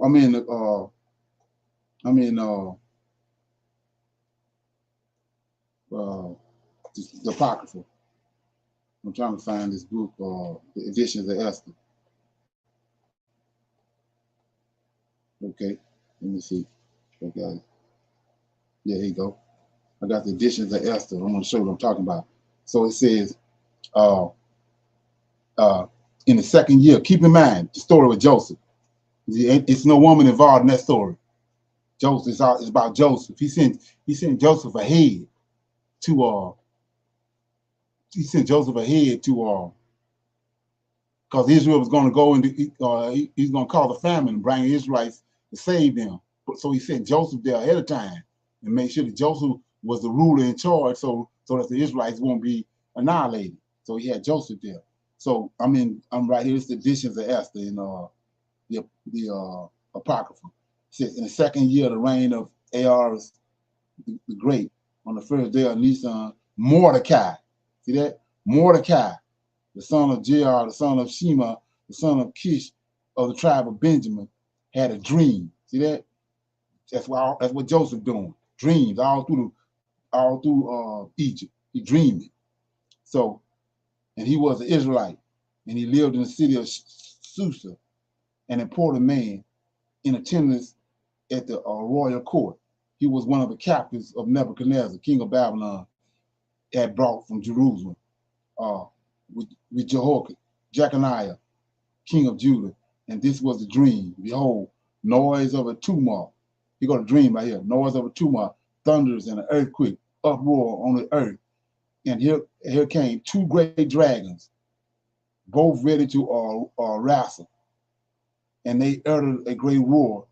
And at their roar, every nation made ready for war to fight against the nation of the upright. And behold, a day of darkness and gloom, affliction and anguish, distress and great tumult upon the earth. And the whole upright nation was troubled, fearing their, and they prepared to perish. And they cried out to God. And at their cry, there arose as though from a tiny spring, a great river with abundant water. A light came, and the sun rose, and the humble was exalted and consumed and glorious. And when Mordecai, who had this dream, had seen what God had resolved to do, awoke, and he kept it in his mind, and all that day sought for the meaning to understand it. So it's Mordecai. This how the book started. But they don't notice they got it over in the Apocrypha books. But this how it started. This book of Mordecai. They took it and made it Esther, because they want to put a woman over in the Old Testament because they got women tripping all over them in the New Testament. So they try to balance it. You have to keep that in mind. So we see right here, this all that whole situation that's going on in Babylon is about Mordecai. Just like in Egypt, it was about Joseph. Okay. Any comments? Shalom. So the New Testament, with the leaders or the women that's in doing high roles in that part. And then when you come back to the Old Testaments with Sarah, Abigail, Bathsheba, and those, like you were saying, that they don't play they play a role, but nothing high role, nothing to say that, I guess, say to me, justifying that women had some role in the way that the Most High picked them to be in the Bible, Right. but it didn't pick those women. And when they mentioned, like, the one that we just read about, Jezebel and all the Jezebel, those women, they put them in there as like Deborah or Deborah. They placed her in there, but it's supposed to be someone else's name to give a balance for the New Testament, is what you're saying. So Right. it's so misleading to a point. My opinion is that how are we going to, we're just going to have to depend on the Most High, the archangels, to Gabriel, to ask for understanding or something of how this is going on. Because I really thought that there was a Deborah with how they placed it in the Bible and Judges, because Judges was before Isaiah in First King and Second Kings. So I guess I got to do more researching and that's more praying. Right. What the reason why my objective and my job is to, bring scriptures all the way out. Then you have to come back and look at it and find your way through it. I'm just shining a light on it because, like I was saying, the average person don't know nothing about Adler. They'll read that, but they don't understand what's going on with the story. But she tried to kill David's lineage, and if it wasn't for the Lord of hosts, she would have killed all of them. She tried to kill all the boys because she was mad because her son got killed, because her son was wicked, and the Most High had him killed. So she turned around and tried to kill all of David's lineage. The David's son that was on the throne, she tried to kill all his lineage. She did kill all of them. She thought she had killed all of them, but the Most High had reserved one. Yes, her sister took her sister and the nurse or their maid, what have you. They took the young boy and hid him in the storage. They stayed for 6, So they never mentioned the sister's name, but she did play a role in there. She's the one that Most High talked to, even though her sister was evil, I'll say. Right. But that was two different. That was a mother and daughter. Adler was the mother of Ahaz that was killed, and Ahaz had a sister. So Adler that was a daughter. That was her daughter. She took her brother's son and hid it. You got it? Yes, sir. I didn't mean to say her sister, but his sister, the one. Right. Yeah. Exactly. She hid the boy, and so to keep seed alive, keep David's seed alive, and they put him on the throne. And we see that all through the scriptures. Once the light is shining on it, you see it. With like I was saying, with that's what Jezebel and Ahab pretty much trying to do. And then we saw in chapter 7 those two kings from the king of Israel and the king of Ephraim was trying to kill the seed. They wanted to go up to Jerusalem and kill the king that's on the throne and put somebody else on the throne. So that's all. When you understand that, that's all they've been trying to do, and they finally succeeded in the New Testament when they stuck JC on the throne. They placed him in David's lineage, and he ain't in David's lineage. So it's a breach in Israel to this day, because they took somebody else and stuck him in David's lineage, and he's not in David's lineage. Yes, sir. So, Right. chapter 7, verse 7 in Isaiah, Thus saith the Lord God. Which angel, which archangel is that? Which one of the holy angels is this one? That's the Lord of hosts. Look at the last sentence in verse, I think it's 7. Verse 6, 7. Thus says the Lord God, it shall not stand, neither shall it come to pass. Right, that's the Lord of hosts. That's another word for the Lord of hosts. So go to Isaiah 7 and 6. And, Isaiah 9 and 6.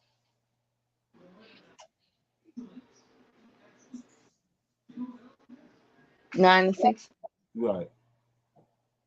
For unto us a child is born, unto us a son is given, and government shall be upon his shoulders, and his name shall be called Wonderful Counselor. These are like 1, 2, 3, 3 names. Wonderful Counselor, the Mighty God, the Everlasting Father, the Prince of Peace. Again, the next verse is going to tell you who it is.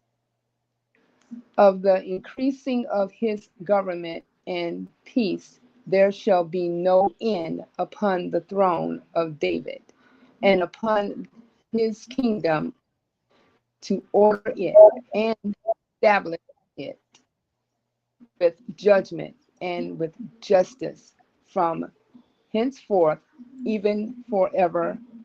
The zeal of the Lord of hosts will perform this. So who is that? Who performed it? Now he said, the Lord of hosts will perform it. So who is that? That's Michael. Right. So back over there, this other verse you read, the angel of the Lord, same being. So it's Michael. Michael, right. He's the redeemer. He's the one he's second in charge over all affairs in heaven. So I wanted to shine a light on that. It kept on getting by me. So when I was telling you about when it's a woman and the roles they try to put them in, it's Israel was in a fallen state every time that happened. So can any man go up in heaven and start? If you see a man up in heaven, strong arm and angels, then what you think? What's going on? There's something wrong, ain't it? Yes, sir. Yes, sir. So if you see a man up there telling angels what to do in heaven, there's something wrong. It's the same thing down here. If you see anybody else other than David's seed line and those Levites and Israelites ruling, then it's something wrong. Israel is in disarray. Fast forward to today. Right. Fast forward to today. That's where his problem is at now, and it's been imposed on us. They went to great measures to take away their art. I'm going to give an example. I always go here for an example. And it's not. And then because of what they've done, we look at this as if, it's something wrong, but it's not nothing wrong. It's just, we even see the angels doing it. Michael, as powerful as he is, we see him bowing down to Yahweh. So it's not, it's not nothing bad. So, First Kings.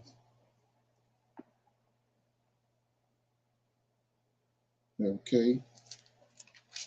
I think it's let me see. Maybe First Chronicles. Let me see.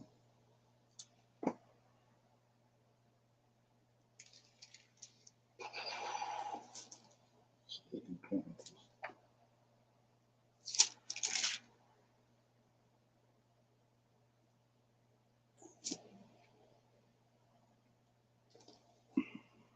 Yeah, First Kings, chapter 1, verse 1. Let me know when you get it.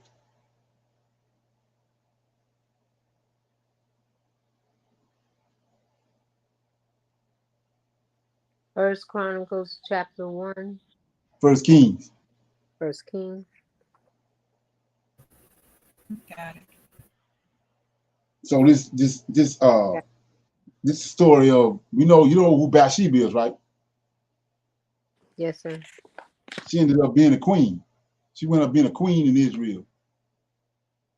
Because David married her, and then Solomon, which came from her, became the next. He succeeded David. So we're gonna pick it up. Remember that she's a queen, right, over Israel. Now the king David was old and stricken in years, and they covered him with clothes, but he got no heat. Wherefore his servants said unto him, let there be salt for my lord the king, a young virgin, and let her stand before the king, and let her cherish him, and let her lie in thy bosom, that my lord the king may get heat. So they sought for a fair damsel throughout all the coast of Israel, and found Abishai, a Shunammite, and brought her to the king. And the damsel was very fair, and cherished the king, and ministered to him, but the king knew her not. So they wouldn't have no kind of sexual relationship. She was just there to liven him up and give some heat, warm. So then it says 5. Then Abishai, the son of Hajjah, exalted himself, saying, I will be king. And he prepared him chariots and horsemen, and 50 men to run before him. So here we go again. This one of David's sons, but he's not the one that's going to succeed him. Solomon going to succeed him. But this boy took upon himself to go and make himself the king. So verse 6 says, and his father had not displeased him at any time in saying, why hast thou done so? And he also was very goodly man, and his mother bore him after Absalom. And he conferred with Joab, the son of Zariah, with Abiathar the priest, and they following Abishai helped him, and Zodek the priest, and Benaiah the son of Jonadiah, and Nathan the prophet, and Shema, and Raiu, and the mighty men who belonged to David were not with Abishai. And Abishai slew sheep and oxen and fat cattle by the stone of Zealot, which is by the Ingrail, and called all his brethren, the king's sons, sea royal, and all the men of Judah, the king's servants. Now Nathan the prophet, and Benaiah the mighty men, and Solomon his brother, he called not. Wherefore Nathan spake unto Bathsheba. Here we go. Nathan struck this Bathsheba, she's the queen, the mother of Solomon, saying, hast thou not heard that Abishai the son of Haggith doeth reign, and David our Lord knoweth it not? Now therefore come and let me, I pray thee, give thee counsel, that thou mayest save thine own life and the life of thy son Solomon. Go and get thee unto the king David, and say unto him, did thou not, my lord, O king, swear unto thine handmaiden, saying, assuredly Solomon thy son shall reign over me, and he shall sit upon my throne. Why then doeth Abishai reign? And behold, when thou yet talkest there with the king, I also will come in after thee and confirm thy words. Now here we go. Check this out. She the queen. This is Bathsheba. She the king. She the queen in Israel. And Bathsheba went in unto the king in the chamber. And the king was very old. And Abishai, the Shunammite, ministered unto the king. So she went in there. If David is of age, that means Bathsheba of age. So when she walked into the king's chamber, it's a girl, a young girl there, wrapped all up in his arms. Right? Look what she do. 16. Bathsheba bowed and did obstinance unto the king.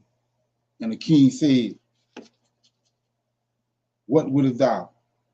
And she said unto him, my lord, thou swearest by the Lord thy God unto him and to thy handmaiden, saying, assuredly Solomon thy son shall reign after me, and he shall sit upon thy throne. And now behold, Abishai reigneth, and now my lord the king, thou knowest it not. So she the queen. Let's look at what she did. She the queen of Israel, And the first thing she did, the woman sitting there when she came in there, wrapped up with David. First thing she did was bow and did obstinance unto the king. And then the king asked her, what do you want? 17. And she said unto him, my Lord, thou swear by the Lord, thy God, unto thy handmaid. So now she not even referencing herself as a queen. She said handmaid. She said that she called him Lord and then recognized his Lord, the Lord of hosts. And then she said, I'm a handmaid. See that? Saying, and she said unto him, my Lord, thou swear by the Lord thy God unto thy handmaiden, saying, assuredly Solomon thy son shall reign over me, and he shall sit upon thy throne. So she a queen, but not in the context that we've been brainwashed today. She ain't acting like no queen of the day. She got a role, but is not in the capacity that they want you to believe they was in. Even we can even just say that the story in with JC and Mary is true. Look what they did to Mary. How they didn't exalt it up. But we know it's a lie, but look how they exalted her. That's all those are signs to let you know it's a dead cattle line. The Lord of hosts already came and told David, Solomon gonna be on the throne. Solomon gonna be the king. That ain't affected her none. That ain't affected her order. The order the Most High got. She birthed Solomon, and the Lord came and told David to tell her Solomon gonna be the king, but her role ain't changed. But they told you Mary had Jesus. Now Mary the Queen of Heaven.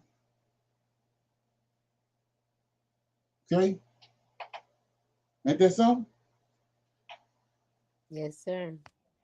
Right. So that's Gentile mentality. That's why you hear me saying thinking like a Hebrew. That's what the Gentiles have done to us.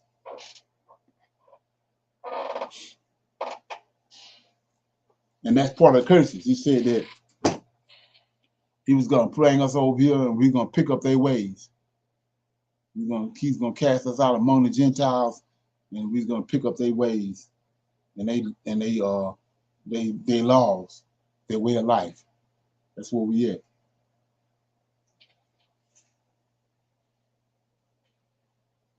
Okay. Anybody else? Anybody got any comments or questions on that or anything else?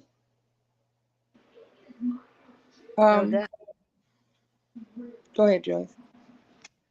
Oh, I was just going to say, thank you. That was a good breakdown, and to go back to just look at the little things. Right.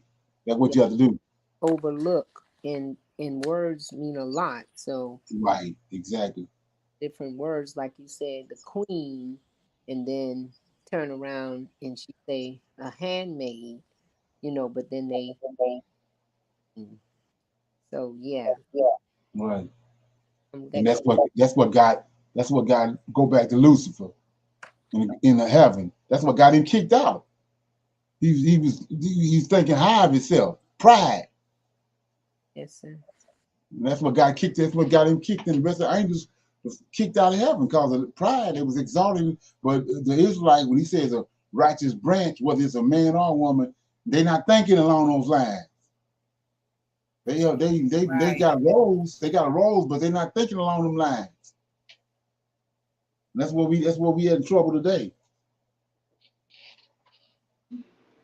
Shalom. Yeah, so Bathsheba was trying to make sure that her son Solomon became king like it was promised, and not Pegasus. So she even the one that wants to become, I don't know how to pronounce his name, Abishai. He invited everybody to praise him and to say that the king would have you, but he did not even King David's priests, the ones under him, he didn't invite them to the ceremony or the Exactly. it was. And by Bathsheba, knowing that Solomon should be the king, she Right. lengths of trying to make sure it happened. Right.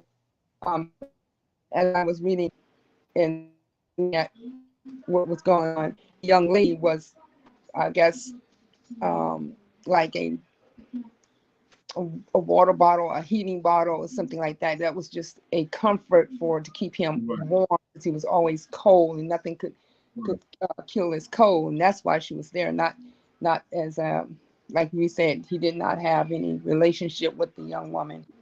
Right. And I'm just going over in my mind as we were speaking. I mean, as you were reading onto all of this. Right. And we've been brainwashed till because of JC and the focus put on him. You not reading the stories for what they saying. You reading over the story. You ain't reading what it's saying. Right. And then for one thing that I was saying, as far as JC goes,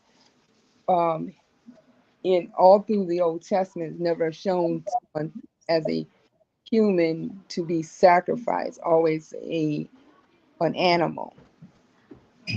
Correct. Say it again. Oh. Always been an animal to be placed on the altar. Oh yeah, right. A human being. And then they put his name as a lamb, but yet he was crucified or sacrificed his life. But the Most High would not have someone sacrifice their own life as a like that. Or am I right or wrong? Right. They using. You're right. But like I was saying, they using. These people they went over and over again in the Old Testament, our the way that everything our culture was. So we had to say, he cleaning up something. He cleaning up a wicked act by saying it's a lamb. See what I'm saying? It's wicked as hell to sacrifice a human on the throne. That's unheard of in Israel. But so he using lamb because that's what we doing in the Old Testament. So he using lamb to try to clean it up and make it look good. But the Most High don't deal with no humans, sacrifice no humans. We just saw what Jehu done. Jehu fooled all the priests of Baal. The Baal worshippers, they sacrificing babies on the altar. So he fooled all of them into the temple, and then when they got in there, he had all his men to kill all of them. Yes, sir. And now to make sure that if anyone of them escaped, that's just like you going to be dead. So they made sure everyone stayed in and got killed. Right. So the God of Israel ain't sacrificing no human. And he even told Naomi, the story with Naomi and Ruth, when I keep getting them mixed up, but let me see, Ruth, I think was the Israelite woman, and Naomi was the mother. Naomi might be the other way around, but anyway, or the woman that came from Moab, the Moabite woman that had married her son, she was a priestess. So say, what is a priestess? She was the woman that was standing up on the altar when the Moabites sacrificed their children in the fire. So when they brought their kid up there, their firstborn child, she was the one that received the kid. Then she put the kid in the fire, in the aisle. They had a fire going inside the aisle, this aisle belly. They had built this big old aisle with a belly open with a furnace in there. And so she'd be up there, just like in the temple in Jerusalem. When you come to the temple, you're gonna see Levites in their robes. Well, when you went to Moloch in Moab, it was women standing up there, and they gave the baby to her. She went and put it in the fire. So when you go back in the book of Ruth, she says the Most High told him that never crossed his mind to sacrifice no kid in the fire. Said that's unheard of in Israel, and it never crossed my mind. So how has he got some son hidden in the bosom that was from slain from the foundation of the earth. That's a lie. Okay.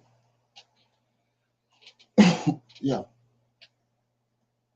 I don't know what that said. I mean, you can find that. Somebody can find that in Ruth, where he says he never even crossed his mind. He said he never sacrificed humans on the altar, and it never crossed his mind. That's the total opposite of what they're trying to convey to you in the New Testament.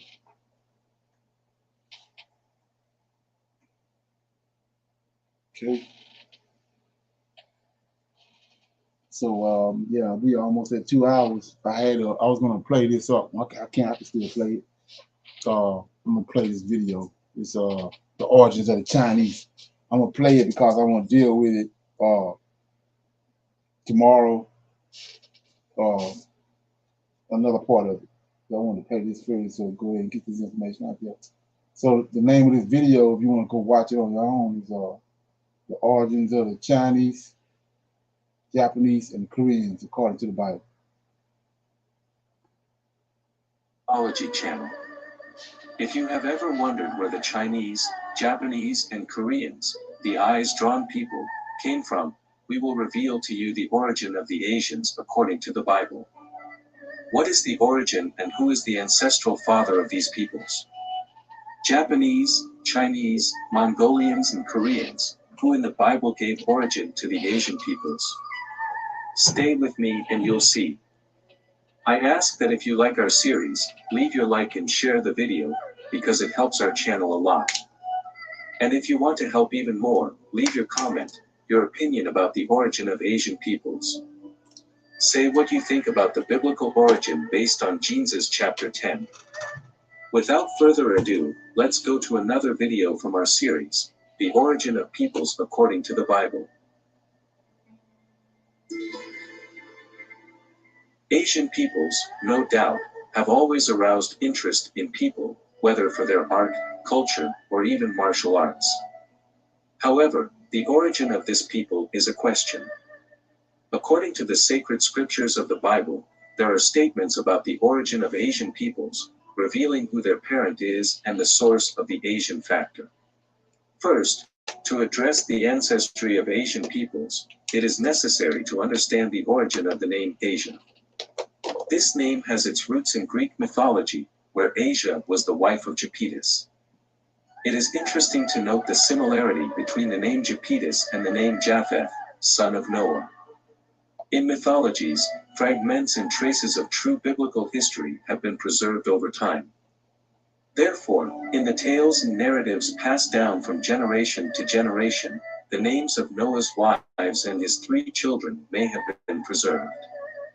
From this perspective, it is possible to affirm that the name of Japheth's wife was probably something similar to Asia, that is, Asia gave origin to the Asian peoples. Linguistically, she may be called Ahaphet, or Japheth's wife.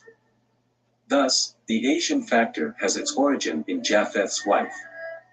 Japheth gave rise to the Europeans. We have a video about the origin of the European peoples, the white peoples of ancient Europe. I will leave the link of the playlist here in the description. Now that we know who the ancestral mother of Asians is, we must find out who the father of Asians is. The ancestral father of the Asians is one of the sons or grandchildren of Japheth who possessed the Asian ethnicity inherited from Japheth's wife. Gomer, the son of Japheth, is the one who married, without a doubt, one of his sisters to increase the population of the planet. And Gomer's wife, without a doubt, inherited the Asian factor from her grandmother, Japheth's wife. Then Gomer had 3 sons, Ashkenaz, father of the peoples of Scandinavia, Europe, Riphath, father of the Celtic,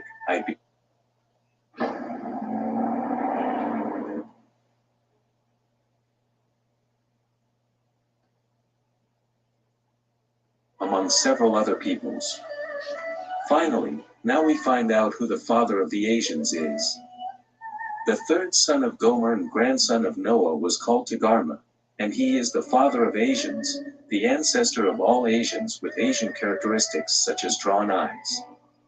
A curiosity that confirms this is that the name Togarmah, in its etymology and meanings, has the following references. In ancient Assyrian, it means domineering, in Hebrew, it means broken, and in Phoenician, it means pulled or also broken. It is noted that in its etymology there is a discrete reference to the pulled eyes. Therefore, Togarmah is the father of the Asian peoples. In the book of Ezekiel, chapter 38, verses 6, it is even clearer that Togarmah is the father of many peoples of the far north. The house of Togarmah, in the recesses of the north, with all its troops, many peoples with you. The peoples mentioned by Ezekiel in chapter 38, verse 6, are the descendants of Togarmah. These peoples or tribes include the Chinese, the Mongols, the Japanese, the Koreans, and the Turks. All these Asian people, Asian ethnicity, and with drawn eyes.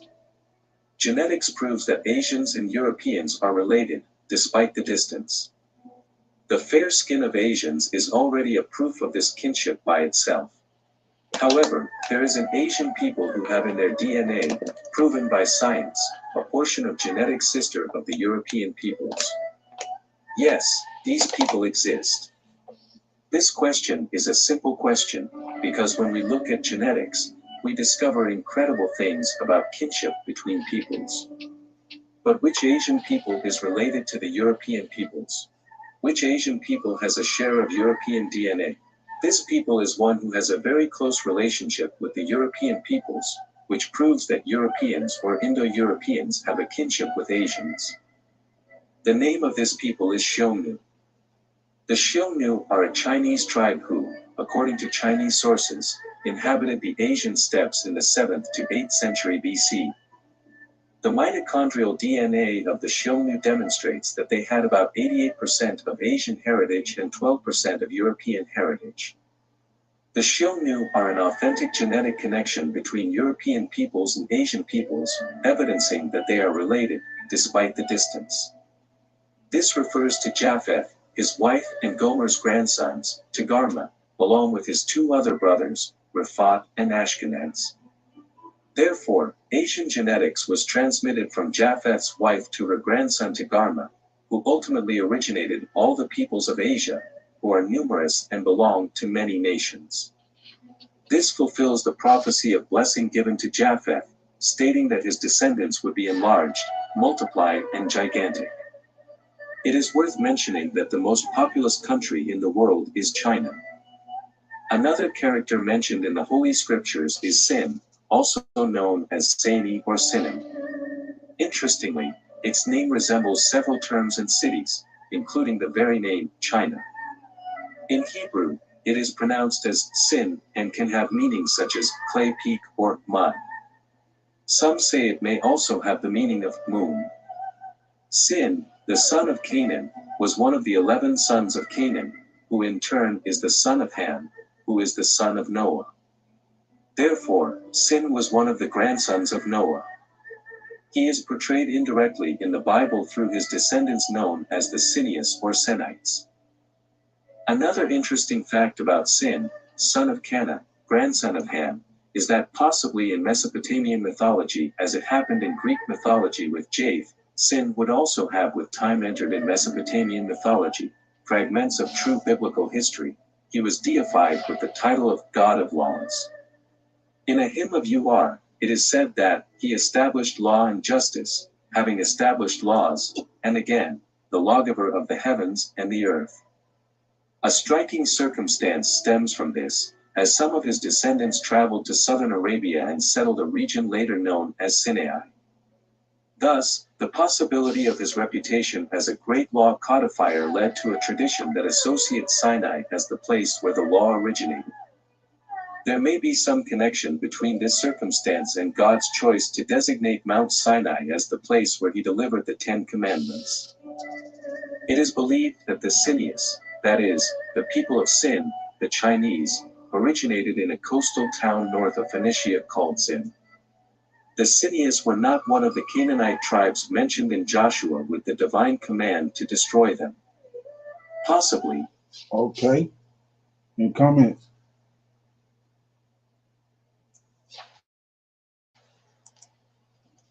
Any comments?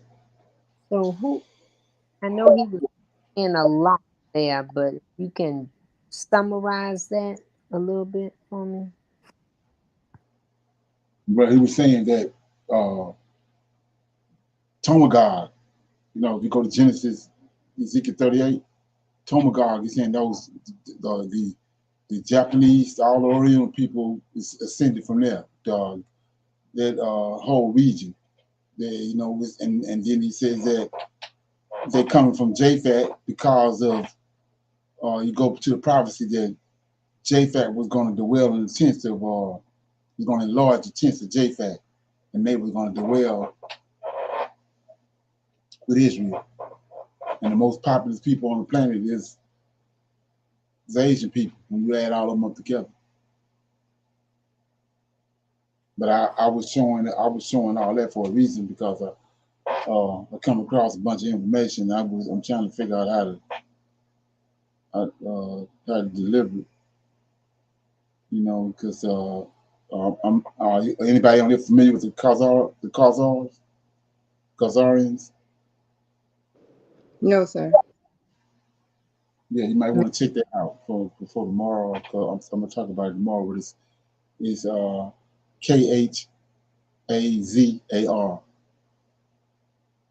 So Khazarian, you can spell it. It's a place called Khazar, but the nationality is Khazarians. It's a K H A. Let's see, K H A H A Z. Let me see.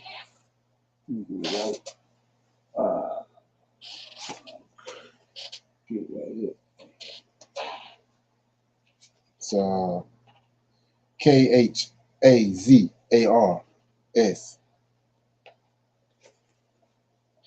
Khazars.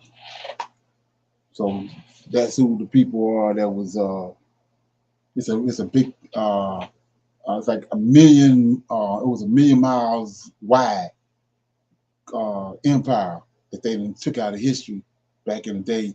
The Khazarians. It was huge. As a matter of fact, all of NATO countries was all at one time was all part of the Khazarian Empire. That's how big it was. France, let me look at it.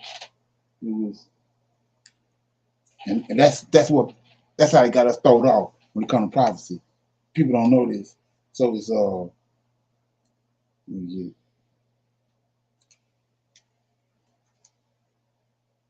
And it's not a coincidence. Once you want to start understanding this stuff, look where we at now with Ukraine. Ukraine is part of that kingdom. It's been divided up though, so it's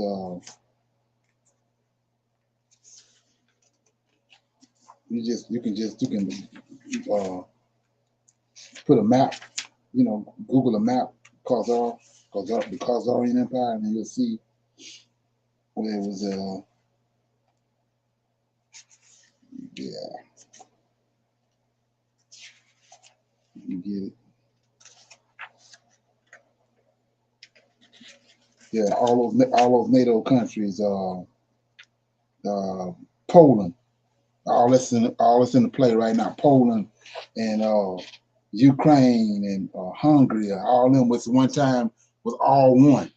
They was all part of Khazarian Empire. They done broke up, and what happened was they got converted to Judaism. So what being revealed is just like you have the original state of Israel over there in the show you the landmass in Israel. That's the original place. Where some more people later on in around 740 AD converted to Judaism. Judaism is not the religion that Moses and all of them was keeping. Judaism was concocted. I told you about Edomites. They stole the land. So when they was kicked out in 70 AD, they converted these people. It's Khazarian Empire. It was like a 1,000,000 miles long. It was a big old landmass, and they all converted to Judaism. So that's where the so-called lost tribes came from. All that, all this what they talk about over here in America, it all comes from that them people that was converted to Judaism, and they done made them the real Jews. They're not the real Jews. They coming from this Han and Turkish and Asiatic, they got an Asiatic background. And if you remember, I was talking about how those people was of Asiatic descent that came here to America and mixed with those Folsom people, the black people, the Folsom people. They mixed, intermingled. That's why the Indian got straight out. But the Israelite, the Hebrew Israelite don't have, he got woolly hair. We see that all through scriptures. So these people that they talking about over here, when Columbus came, that was supposed to be lost 10 tribes, they didn't have no, they didn't look like Abraham, Isaac, and Jacob. They was a mix. That's why they call them the red man. They had mixed with these these Huns and Chinese people, and with those so-called, like I said, Folsom people. You can Google them, the Folsom people. I think it's FOLSUM or FOLSOM, Folsom. Okay.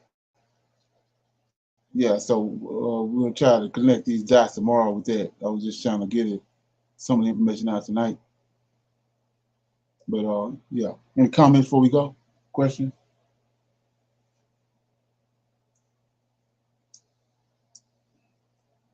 Everybody good? Thank you for the class. Okay. Yeah. Okay. I'm say shalom. I see everybody tomorrow at 8 o'clock. Shalom, everyone. Shalom.